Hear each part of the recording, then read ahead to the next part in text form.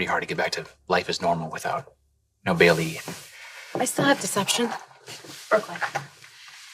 Come on, guys. I'm gonna be fine. This was always the plan. It was actually more than the plan. This was the goal. For Bailey to be with Maxie where she belongs.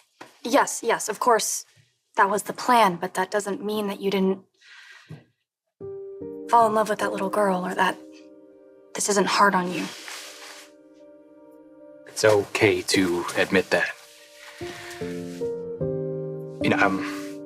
You weren't in Port Charles at the time, but I'm sure my family filled you in when I found out that Sonny was responsible for AJ's death. Yeah. The father who raised you killed your biological father. That must have been brutal. Yeah. So, I retaliated. I took from Sonny what he loved the most. Avery. I was able to find legal grounds to prove that he was unfit, and I was appointed as Avery's custodial guardian. So for 5 months, I was her only parent. I know it's not a perfect parallel. That's close enough. Yeah. She wasn't my child. She was my sister, and I knew deep down the entire time that the whole situation was only temporary, but for those months, I saw her and I was with her every single day. I was the one to read her stories, to feed her, to change her. I brought her to work and I played blocks with her.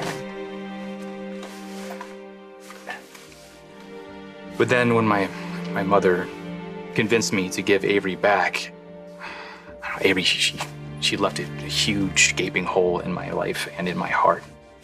And even though I knew it was the right thing to do, it didn't make it any easier.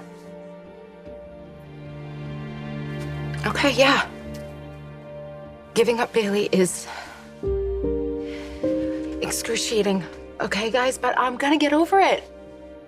And when I do, I'm gonna go back to my, single, carefree life, the life I always wanted before all this. Do you really think you're the same person, though? I don't.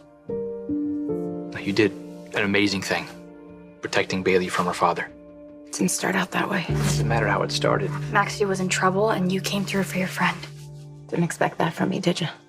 No, but I should have. I've always known you have a big heart. Well, I didn't do it alone. When I needed help, Chase was right there. Wow. Yeah, I had no idea Jake went through all that. pretty grim stuff for anyone but a kid that age. Well, no wonder he's having a hard time. But that was years ago, right? He's doing better? He was, after some serious counseling. He was doing really good, but think about it. First he loses Franco, then Jason, and I enter the picture, and all of a sudden these strange things start happening. Elizabeth's wedding ring, her dress, the portrait. All unsettling, but not overtly dangerous. Exactly. What if it's Jake crying out for help?